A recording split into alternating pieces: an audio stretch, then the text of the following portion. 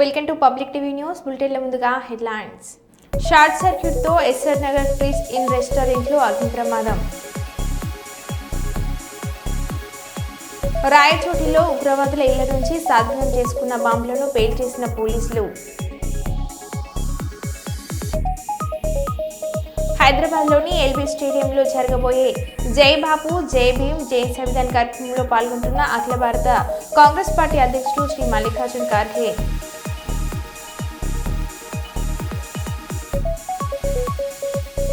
Danish అబ్జల్డ్ reinforcing టెక్నాలజీతో మెటీరియల్స్లో mixing ప్రక్రియను లాంఛనంగా ప్రారంభించిన మంత్రి టీసీ జనార్దన్ రెడ్డి. చుండూరు పట్టణంలో స్థానిక మాజీ మున్సిపల్ చైర్మన్ శ్రీ తోకల చంద్రకళ వెంకన్న నిర్మిస్తున్న భవనాన్ని అక్రమంగా కాంగ్రెస్ నాయకులు స్థానిక ఎమ్మెల్యే ప్రమేయంతో కూల్చేసిన నేపథ్యంలో వారి నివాసంలో పరామర్శించి ధైర్యం చెప్పిన ఉమ్మడి నల్గొండ జిల్లా మాజీ మంత్రి ఎమ్మెల్యే శ్రీ గుంతకండ్ల జగదీష్ రెడ్డి మాట్లాడుతూ ₹1 నిధి కూడా తెచ్చావా? ఎమ్మెల్యేగా పదవిలోకి వచ్చి 18 నెలలు పూర్తయినా ఒక ప్రభుత్వ నిధి కూడా గ్రామాల అభివృద్ధికి తీసుకురాలేదు. చుండూరు అభివృద్ధికి చేయలేని నీవు భవనాలు కూలుస్తావా? రాజకీయ కక్షతో భవనాలు కూల్చడం కాదు, అభివృద్ధి చేయడమే నాయకత్వ లక్షణమని వ్యాఖ్యానించారు. బీఆర్ఎస్ పార్టీ కార్యకర్తలు నాయకులు ప్రశ్నిస్తున్నారని చెప్పి వాళ్ళపైన దాడులు చేసి ఏదో భయపెట్టిస్తామని చెప్పి అనుకుంటున్నారు. ఈ దాడులు భయపెట్టలేవు. ఎందుకంటే మీరు అధికారంలో ఉన్ననాడు ఆనాడే మీ కేసుల్ని జైళ్ళను ఎదుర్కొని తెలంగాణ తెచ్చిన వాళ్ళం మేము. నల్గొండ జిల్లా ఉద్యమకారులకి భయం ఎప్పుడు ఉండదు. ఇక్కడ ఎప్పుడు భయపెట్టే వద్దు కూడా సాధ్యం కాదు. తప్పకుండా ఎన్నిటినైనా ఎదుర్కొంటాం, ఏ దాడులైనా ఎదుర్కొంటాం. మళ్ళీ కాంగ్రెస్ పార్టీని నిలదీస్తాం. ప్రజల్లో కాంగ్రెస్ పార్టీని దోషిగా నిలబెడతాం.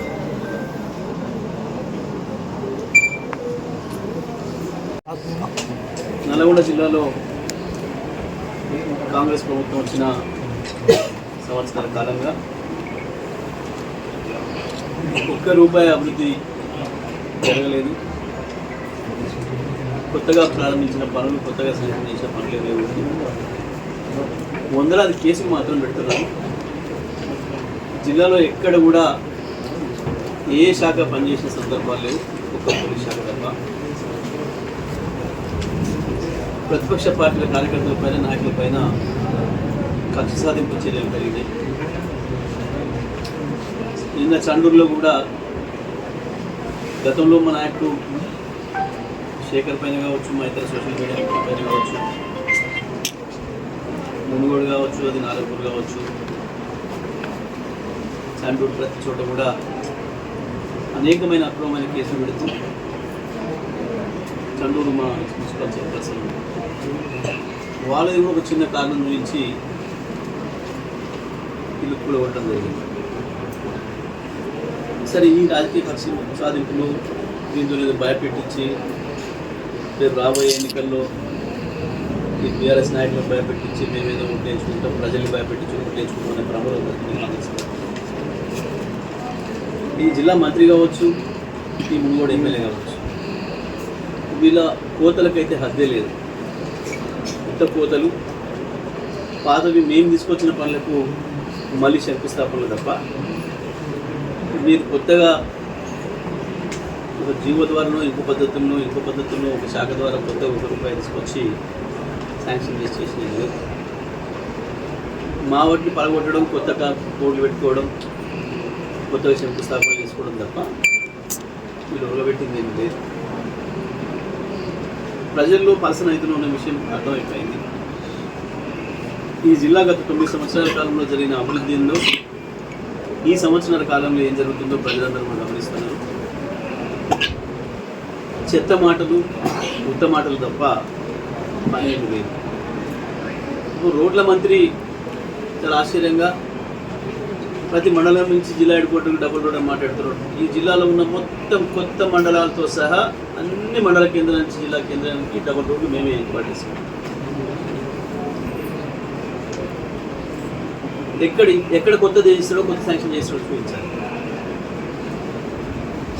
ప్రభుత్వం తప్పించుకోవడం కొరకు దొంగదారి వెతుక్కుంటూ రోడ్లు వేస్తాం, ఈ రోడ్లు వేస్తాం, ఆ రోడ్లు వేస్తాం అని డ్రామాలు చేస్తున్నారు.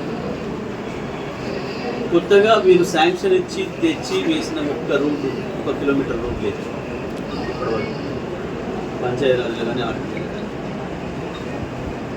ఇక్కడ కూడా లేదు. ఇక వ్యవసాయ రంగానికి పూర్తి నిర్లక్ష్యం చేసింది. రైతులను తీసుకుపోయారు, దళారులకు అప్పచెప్పారు. ఇంత అద్భుతంగా వెలిగింది నల్గొండ జిల్లా. తెలంగాణ వచ్చే నాటికి ఎక్కడనో ఆఖరి వరుసన ఉన్న నల్గొండ జిల్లా వ్యవసాయ రంగంలో కేసీఆర్ గారి ఆలోచనలతోని, కేసీఆర్ గారి ఆదేశాలతోని జిల్లా మంత్రిగా నేను కావచ్చు, మా శాసనసభ్యులందరూ కూడా సీజన్ ప్రారంభమైందంటే తప్పకుండా వ్యవసాయ రంగం పని సమీక్ష చేసి ఎరువులు, విత్తనాలు అన్ని అందుబాటులో తీసుకొచ్చి పెట్టచ్చు. ప్రతి జిల్లాది 2 సార్లు సమీక్ష చేసినాం. మళ్ళీ కోతలు ప్రారంభం అవుతున్నాయి అంటే మళ్ళీ నెల ముందే సమీక్ష చేసి గోనె బస్తాలతో సహా వస్తున్నాయా లేదా సమయాన్ని చూసి ఎరువులు ఎప్పుడు కూడా అడ్వాన్స్ తెప్పించి పెట్టిన ప్రతి సీజన్ కూడా ఏ ఒక్క రోజు కూడా ఎరువు బస్తా కొరకు ఒక రైతు 1 నిమిషం నిలబడలేదు ఎక్కడ కూడా. అంత అందుబాటులో తీసుకొచ్చి పెట్టిన. కానీ ఇవాళ మళ్ళీ నకిలీ విత్తనాల రాజ్యమైంది. నకిలీ విత్తనాలు అమ్మే వాళ్ళ దగ్గర కమిషన్లే, ఓట్లు కొనే వాళ్ళ దగ్గర కమిషన్లే. కర్నూలు కలెక్టరేట్ కాన్ఫరెన్స్ హాలులో మన్యవీరుడు అల్లూరి సీతారామరాజు జయంతి వేడుకలలో పాల్గొన్న జిల్లా ఇన్ఛార్జ్ కలెక్టర్ డాక్టర్ బి నవ్య, అధికారులు మరియు సంఘ నాయకులు.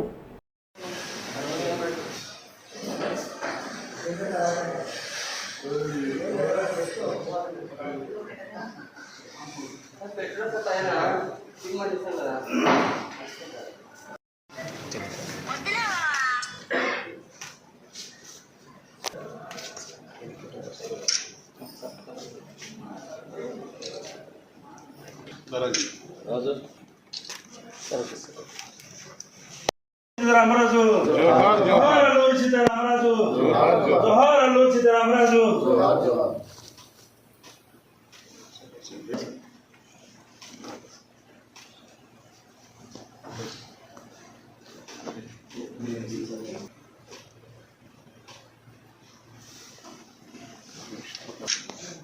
వదిలేండి. మేడం మేడం కొంచెం sir sir okay ready sir sir okay. అనేటువంటి విజయాలని మరియు దేశ స్వాతంత్ర పోరాటంలో పనిచేసినటువంటి కృషిని ఈ సందర్భంగా గుర్తు చేసుకోవాల్సినటువంటి అవసరం ఉంది. కాబట్టి ముందుగా ఆయన గురించి తెలుగు వీర లేవరా దీక్షకుని సాగరా అంటూ తెలుగు జాతిని ముఖ్యంగా మన్యం ప్రాంత గిరిజనులలో చైతన్యం తెచ్చి బ్రిటిష్ వారిని ఎదిరించిన మన్యం వీరుడు అల్లూరి సీతారామరాజు. సాయుధ పోరాటం ద్వారానే మన దేశ ప్రజలకు సేవ చేయాల్సిన అవసరం ఎంతైనా ఉంది. ముఖ్యంగా ప్రభుత్వ ఉద్యోగంలో ఉన్నాం కాబట్టి పబ్లిక్ సర్వీస్ లో స్ఫూర్తి వారి నుంచి పొందాల్సినంత గొప్ప మహానుభావుడు ఆయన. సో ట్రైబల్ నాయకులందరూ కూడా వాళ్ళ సమస్యలు కూడా కొన్ని చెప్పడం జరిగింది. తప్పకుండా దృష్టిలో పెట్టుకుంటాం. అండ్ SC ST అట్రాసిటీస్లో కొన్ని పెండింగ్ ఇష్యూస్ అన్నారని కూడా తప్పకుండా ఒకసారి వెరిఫై చేస్తాం ఎక్కడ పెండెన్సీ ఏంటి అనేది. తర్వాత మీరు ఇంకా సూచన చేశారు. ట్రైబల్ హ్యాబిటేషన్స్ మనకి కొంచెం లిమిటెడ్గా ఉన్నాయి, నంద్యాల ఎక్కువ ఉన్నాయి. బట్ అక్కడ ఏమేమి ఇన్ఫ్రాస్ట్రక్చర్ అంటే రోడ్స్ కానీ, డ్రింకింగ్ వాటర్, ఎలక్ట్రిఫికేషన్, ఇలా ఇన్ఫ్రా సపోర్ట్ ఏం కావాలి అనేది కూడా కలెక్టర్ గారు ఎప్పటికప్పుడు రివ్యూ చేసి NREGSలో కూడా స్పెషల్ ప్రిఫరెన్స్ ఇవ్వడం అది జరుగుతూ ఉంటుంది. సో ఇంకా ఎక్కడ ఇష్యూస్ ఉన్నాయో ఐడెంటిఫై చేసి తప్పకుండా ట్రైబల్ వెల్ఫేర్ కోసం డిస్ట్రిక్ట్ అడ్మినిస్ట్రేషన్ అన్ని చర్యలు కూడా తీసుకోవచ్చు. ఈ కార్యక్రమానికి ఇచ్చేసి కార్యక్రమాన్ని విజయవంతం చేయడానికి మార్గదర్శకంగా ఇచ్చినటువంటి జిల్లా ఇన్ఛార్జ్ కలెక్టర్, జాయింట్ కలెక్టర్ శ్రీమతి నవ్య మేడం గారికి, అలాగే ఈ కార్యక్రమానికి చేసినటువంటి డిఆర్ఓ మేడం గారికి, టూరిజం ఆఫీసర్కి, డిస్ట్రిక్ట్ ట్రైబల్ ఆఫీసర్కి, ఇక్కడికి చేసినటువంటి అధికారులు మరియు గిరిజన నాయకులు, సుల్తాన్బాద్ పట్టణంలోని ఎస్ఆర్ గార్డెన్లో బీజేపీ పార్టీ ముఖ్య కార్యకర్తల సమావేశం జరిగింది. సుల్తాన్బాద్ బీజేపీ పార్టీ మండల అధ్యక్షుడు కందుల శ్రీనివాస్ ఆధ్వర్యంలో నిర్వహించారు. ఈ సందర్భంగా పెద్దపల్లి మాజీ ఎమ్మెల్యే రామకృష్ణారెడ్డి మాట్లాడుతూ బీసీలకు 42% రిజర్వేషన్ అమలు చేయడంలో కాంగ్రెస్ పార్టీ విఫలమైందని, అధికారంలో ఉన్నప్పుడు బీసీలకు 23% రిజర్వేషన్ ఇచ్చిన బీఆర్ఎస్ పార్టీ 42% బీసీలకు రిజర్వేషన్ అమలు చేయాలని కోరడం సిగ్గుచేటని అన్నారు. హామీ ఇచ్చిన 6 గ్యారంటీలను అమలు చేయడం కాంగ్రెస్ పార్టీ విఫలమైందని, ప్రజలు కాంగ్రెస్ పార్టీకి ఓట్లు వేసే స్థితిలో లేరని ఎద్దేవా చేశారు. ఒక సమస్య, ఈ ఎన్నికలకు అనేకమైనటువంటి సమస్యలు.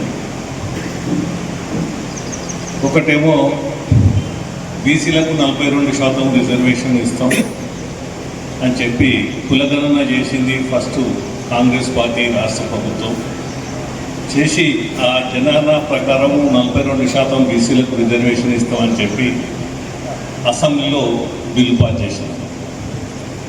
దీని మీద ఏ విధంగా నడుస్తూ ఉన్నదంటే పిల్లి ఎలుక సయాట నడిచినట్టు నడుస్తూ ఉన్నది. బీసీ రిజర్వేషన్ బీసీ రిజర్వేషన్ 42% అమలు చేయాలంటే అది చట్టం చేయాలి.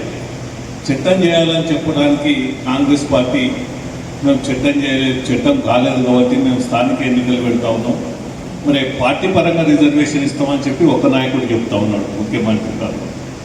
మరి పిసిసి అధ్యక్షుడు ఒక మాట చెప్తా ఉన్నాడు, మిగతా మంత్రులందరూ కూడా ఒక మాట చెప్తా ఉన్నారు.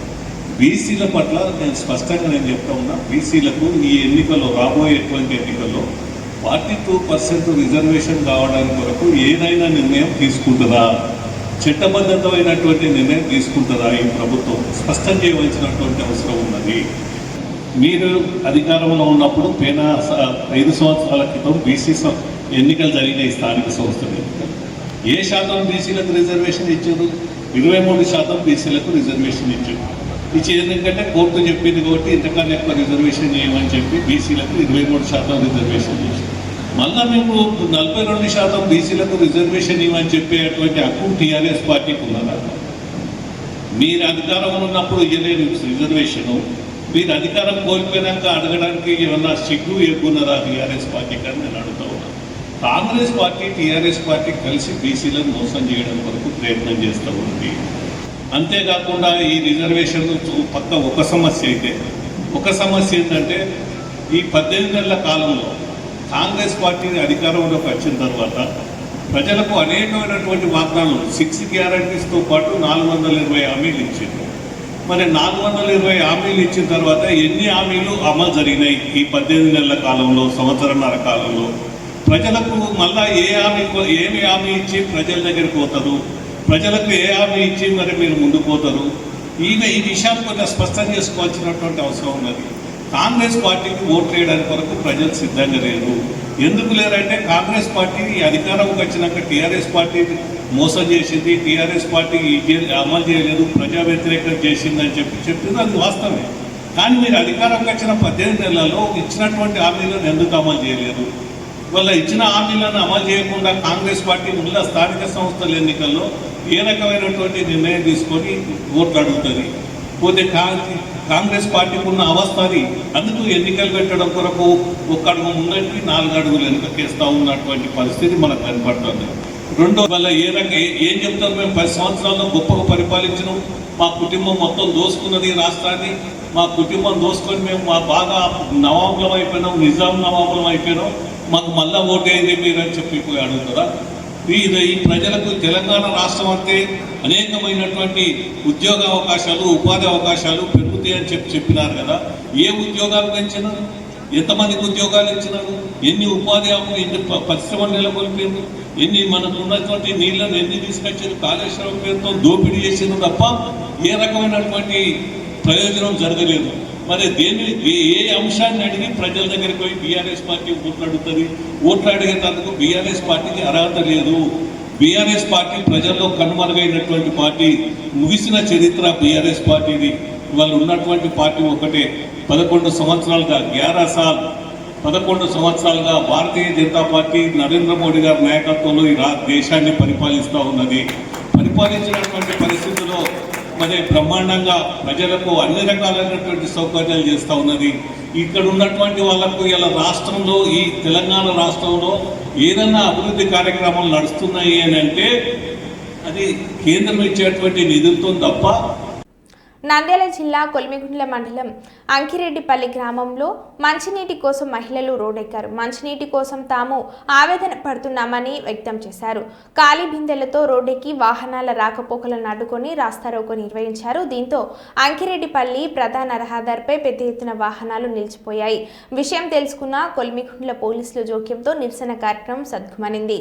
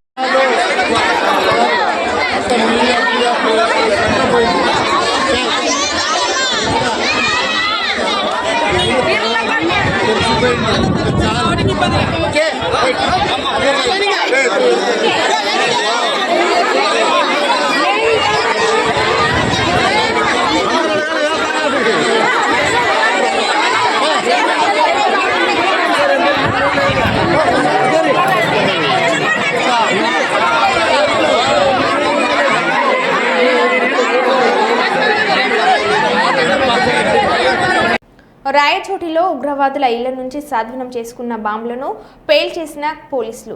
కర్నూలు రేంజ్ డీఐజీ కోయ ప్రవీణ్ సమక్షంలో డిస్పోజ్ చేసిన పోలీసులు.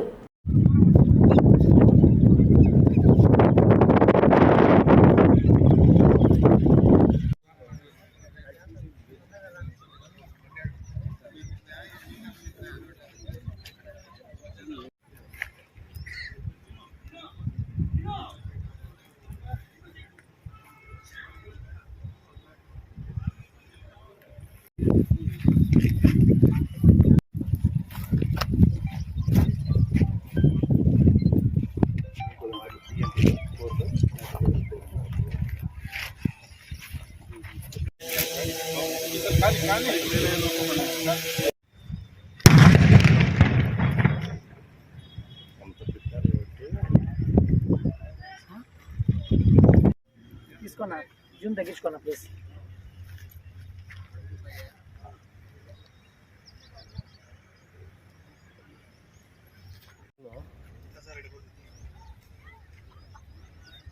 పద్దెనికంతా వచ్చేసాడు ఇప్పుడు ఆల్రెడీ టెంపుల్.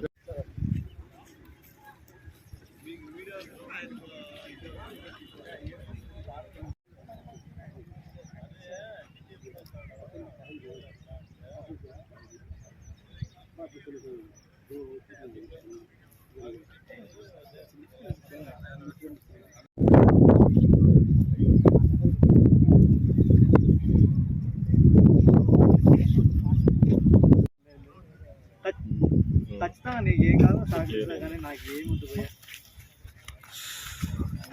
ఏమవుతుంది.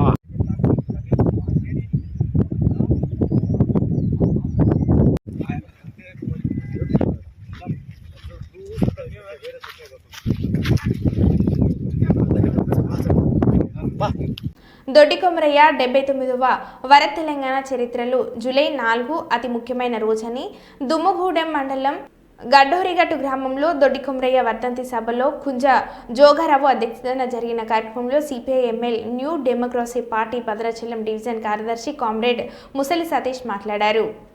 79వ వర్ధంతి సభను ఈరోజు దుమ్మగూడెం మండలం గడ్డోరిగట్టు గ్రామంలో జరుపుకోవడం జరుగుతూ ఉన్నది. దొరల పెత్తనం ఉన్న నాడు దొరల రాక్షసత్వాన్ని గోరి కట్టాలని చెప్పి దొడ్డి కొమరయ్య ఆనాడే కంకణం కట్టి రజాకారుల గుండ్లకు ఆయన గుండెను అడ్డుపెట్టి ప్రాణాలు త్యాగం చేశాడు. కాబట్టి జూలై 4వ తారీఖు అనేది తెలంగాణ చరిత్రలోనే చెప్పుకోదగ్గ రోజు అని చెప్పి ఇవాళ సిపిఐఎంఎల్ న్యూ డెమోక్రసీ పార్టీకి తెలియజేస్తా ఉన్నాం. ఈయన స్ఫూర్తితోని ప్రజా ఉద్యమాలు ఆదివాసులు ముందుకు రావాలని చెప్పి కోరుతా ఉన్నాం. ఇవాళ తెలంగాణ రైతాంగ పోరాటంలో ఎందరో అమరవీరులు ప్రాణాలు త్యాగం చేసి ఇవాళ తెలంగాణకి మనకు అప్పచెప్తే ఇవాళ 2014లో కేసీఆర్ ప్రభుత్వం వచ్చి ఇవాళ ఆదివాసీల పోడు పువ్వులన్నీ గుంజుకొని ఇప్పుడున్న కాంగ్రెస్ ప్రభుత్వం కూడా అదే వైఖరి కొనసాగించాలని చూస్తా ఉన్నది. ఇవాళ అమరవీరుల పైన ఎన్కౌంటర్ల పేరుతో కగార్ ఆపరేషన్ పేరుతో 100 మంది విప్లవకారులను పట్టు పెడతా ఉన్నది. 2026 మార్చి 23 కన్నా ఆల్అవుట్ అని చెప్పి అమిత్ షా కారు కూతలు కూస్తా ఉన్నాడు. విప్లవాన్ని అర్థం చేయడం అంటే నీ తరం నీ అబ్బతరం కూడా కాదని చెప్పి ఇవాళ ఈ సభాముఖంగా హెచ్చరించడం అనేది జరుగుతూ ఉన్నది. ఇట్లాగే విప్లవకారులను ఊచకోతకు వస్తే ఇందిరాగాంధీ పరిస్థితి ఏమైందని చెప్పి తెలుసుకోమని చెప్పి చెప్తా ఉన్నాం. అట్లాగే హిట్లర్ కూడా ఇదే పరిస్థితి కొనసాగిస్తే హిట్లర్ కూడా అదే గతి పట్టిందని చెప్పి ఇవాళ నీకు కూడా అదే గతి పడుతుందని చెప్పి ఇవాళ సిపిఐఎంఎల్ న్యూ డెమోక్రసీ పార్టీగా తెలియజేయడం జరుగుతూ ఉంది. బీసీ సంఘాల రౌండ్ టేబుల్ సమావేశం అశోక హోటల్ సభ అధ్యక్షుడు వక్లభరణం కృష్ణమోహన్, ముఖ్య అతిథులుగా ఆర్ కృష్ణయ్య, మాజీ మంత్రి శ్రీనివాస్, విజిఆర్ నారగోని హాజరయ్యారు. ప్రవేశపెట్టింది అందరం అడిగితే. కాబట్టి ఆ తర్వాత ఏంటిది అని అంటే ఇప్పుడు సమస్యలన్నీ తానే సృష్టించింది, అడ్డంకులన్నీ తానే సృష్టించింది. మళ్ళీ ఇప్పుడు ఏంటంటే పైకి మళ్ళా తెలియనట్టుగానే అమాయకంగా మొత్తం ఏంటిది అని అంటే 9వ షెడ్యూల్లో పెంచమని ఒక డ్రామా ఢిల్లీకి ఒక డ్రామా కార్యక్రమాన్ని తీసుకుపోయింది. కొన్ని బీసీ సంఘాలు అడ్డం పెట్టుకుని మొత్తం ఏంటంటే వాటిని పెట్టుకుని ఏమన్నంటే కొన్ని బీసీ సంఘాలు మరి వాళ్ళు ఎవరి కోసం పనిచేస్తున్నారో, వాళ్ళు ఏ సమయంలో ఎక్కడ ఉంటున్నారో అనేది కూడా అర్థం కానటువంటి పరిస్థితి. బీసీ కులగణనలో బీసీ జనాభా తగ్గితే పోయి శాలువాలు కప్పి మహాద్భుతంగా జరిగింది ఇష్టారి. ఆ రాజ్యాంగ సవరణ ప్రకారం ఏ రాష్ట్ర ప్రభుత్వం అయినా స్థానిక ఎన్నికలలో దానికి అనుకూలంగా రిజర్వేషన్లను పెంచుకోవడానికి అవకాశం ఉంది అని ఒక చట్టం చేయడం జరిగింది. ఆల్రెడీ చట్టం అయిపోయింది. అదేవిధంగా మొత్తం ఏంటంటే 243D అనే ఆర్టికల్స్ ఏమి తెలియజేస్తున్నాయి అంటే ఏ రాష్ట్ర ప్రభుత్వమైనా వాళ్ళకి అవసరం అనుకుంటే రిజర్వేషన్లను పెంచుకోవడానికి అవకాశం ఉంది అని చెప్పడం జరిగింది. రాజ్యాంగంలో ఉన్నప్పటికీ కూడా మళ్ళీ రాజ్యాంగ సవరణ చేయాలి, 9వ షెడ్యూల్ మార్చాలి అని మళ్ళీ తిరకాసు పెట్టడానికి కాంగ్రెస్ పార్టీ ఒక డ్రామాను నిర్వహించడం జరిగింది. అంటే ఇష్టం లేదు కాబట్టి కేంద్రం మీద తోసివేయడానికి ప్రయత్నం చేస్తూ ఉంది. కాబట్టి 50% అనే ఒక దాన్ని తీసుకొని వస్తున్నారు. 50% అనేది అది ఎప్పుడో ఇచ్చినటువంటి జడ్జిమెంట్. అది తర్వాత కాలంలో సుప్రీంకోర్టు చాలా సందర్భాల్లో జనాభా లెక్కలు కనుక సక్రమంగా ఉంటే 50% అనేది అడ్డంకి కాదు అని చాలా సార్లు స్పష్టం చేయడం జరిగింది. కానీ తెలియనట్టుగానే కాంగ్రెస్ పార్టీ బీసీ కులగణన చేయలేదు. 50 సంవత్సరాల పాటు రాజకీయ రిజర్వేషన్లు ఇవ్వలేదు. మొత్తం కాలేకర్ కమిషన్ అమలు చేయలేదు, మండల్ కమిషన్ అమలు చేయలేదు, ఇక్కడ మురళీధరరావు కమిషన్ అమలు చేయలేదు. అడుగడుగున మోసం చేసినటువంటి కాంగ్రెస్ పార్టీ ఇవాళ నీతులు చెప్తూ ఉంది. ఇవాళ ఏంటిది అని అంటే రాహుల్ గాంధీ చేయడం వల్లనే ఏదో బీసీ కులగణన అమలు చేసినట్టుగా నాటకాలు ఆడుతుంది. ఈ కాంగ్రెస్ పార్టీని ఎవరు పట్టించుకుంటారు? అన్ని ఉత్తర కుమారుని ప్రగల్భాలే. మీ తండ్రి, మీ నాయనమ్మ మొత్తం ఏంటిది అని అంటే మీ తాతలు ముత్తాతలు అందరూ మోసమే చేశారు. నువ్వు మళ్ళీ మోసం చేస్తున్నావు. రేవంత్ రెడ్డి కూడా ఏంటిది అని అంటే ఇక్కడ బీసీలను మోసం చేయడానికే ప్రయత్నం చేస్తున్నారు. నిజంగా కొద్దిగా ఏ మాత్రం ఇంగిత జ్ఞానం ఉన్న వాళ్ళైనా ఇవి అర్థమవుతాయి. కానీ మామూలు విషయాలు కూడా కొంతమందికి అర్థమవుతున్నాయి. కానీ బీసీ నాయకులకు కొంతమంది అక్కడ ఉన్నారు, కొంతమంది రిటైర్డ్ ఐఏఎస్లు ఉన్నారు, ఐపీఎస్లు ఉన్నారు, న్యాయ నిపుణులు ఉన్నారు, మొత్తం చాలా బీసీ సంఘాలు ఉన్నాయి. కానీ పని కట్టుకొని ఏంటిది అని అంటే కాంగ్రెస్ పార్టీని కాపాడటానికి, కాంగ్రెస్ పార్టీ అని అంటే ఓ పెద్ద బడుగు బలహీన వర్గాలకు ఏమో చేసినట్టు, మొత్తం ఏంటిది అని అంటే గతంలో చేసిన వాటి విషయంలో మనమంతా అనుభవించినట్టు, మొత్తం ఏంటంటే ఇప్పుడు బీజేపీ అడ్డుపడుతున్నట్టు, రాజ్యాంగమే అడ్డుపడుతున్నట్టుగా చిత్రీకరించి బీసీ సమాజాన్ని మోసం చేయడానికి ఒక ప్రక్రియ జరుగుతుంది. పార్టీలో ఉన్న వాళ్ళని గట్టిగా అడిగితేనేమో బయటకు వస్తున్నారు, అదే విధంగా బయట ఉన్న బీసీ సంఘాలనేమో లోపలికి పిలిపించుకొని పొగిడించుకుంటున్నారు, ప్రగల్భాలు పలిపించుకుంటున్నారు. మొత్తం ఏంటిది అని అంటే పచ్చి అబద్దాలతోటి బీసీ సమాజాన్ని మోసం చేయడానికి ప్రయత్నం చేస్తున్నారు. కాబట్టి దీన్ని ఖచ్చితంగా మనం రోడ్ల మీదకి రావాల్సిందే. ఆర్ కృష్ణన్న గారి నాయకత్వంలో ఇవాళ ఉన్నటువంటి అన్ని బీసీ సంఘాలు మన శక్తిని, మన యొక్క సమర్థతను చాటుకోవాల్సినటువంటి సమయం ఉంది. ప్రతి విషయంలో ఓడిపోతున్నాం. అమాయకులం. నోరు లేని మూగ జీవాలను మోసం చేయడానికే ప్రయత్నం చేస్తాయి. నోరు లేని మూగ జీవాలు మన బీసీ కులాలకు మోసం చేయటం రాదు, బ్లాక్ మెయిల్ చేయటం రాదు, బెదిరించడం రాదు. మొత్తం ఏంటి అని అంటే ఏది ఇస్తే అది తీసుకోవడానికి అలవాటు పడ్డాం. కాబట్టి ఇవాళ ఈ రాష్ట్రంలో ఉన్న అన్ని రాజకీయ పార్టీలు బీసీలనే టార్గెట్ చేసి బీసీలకు దక్కాల్సిన ఎమ్మెల్యే టికెట్లను, ఎంపీ టికెట్లను, మంత్రి పదవులను, నామినేటెడ్ పదవులను ఇతర అగ్రవర్ణాలకు కట్టబెట్టి వాళ్ళు అనుభవిస్తున్నారు. మనం రాజకీయ బానిసలుగా మారినటువంటి పరిస్థితి ఉంది. ఇంకా ఎంతో కాలం కొనసాగటానికి వీల్లేదు. చీమునెత్తులు ఉండాలి, కోపం ఉండాలి, పౌరుషం ఉండాలి. పౌరుషం ఉన్న జాతిగా మనం ఎదగాల్సినటువంటి అవసరం ఉంది. తెలంగాణ ఉద్యమంలో ఎవరెవరి కోసమో పోరాటం చేశాము, ఎవరెవరి కోసమో ఉద్యమం చేశాము. కానీ మనం ఏంటిది అని అంటే మనకు సంబంధించినటువంటి విషయంలో చేయలేకపోతున్నాం. ఇంకా చాలా మంది మాట్లాడే వాళ్ళు ఉన్నారు. కాబట్టి నాకు ఈ అవకాశం ఇచ్చిన మీ అందరికీ కూడా కృతజ్ఞతలు తెలియజేస్తూ సెలవు. మరో బులెటిన్లో మళ్ళీ కలుద్దాం. Stay tune.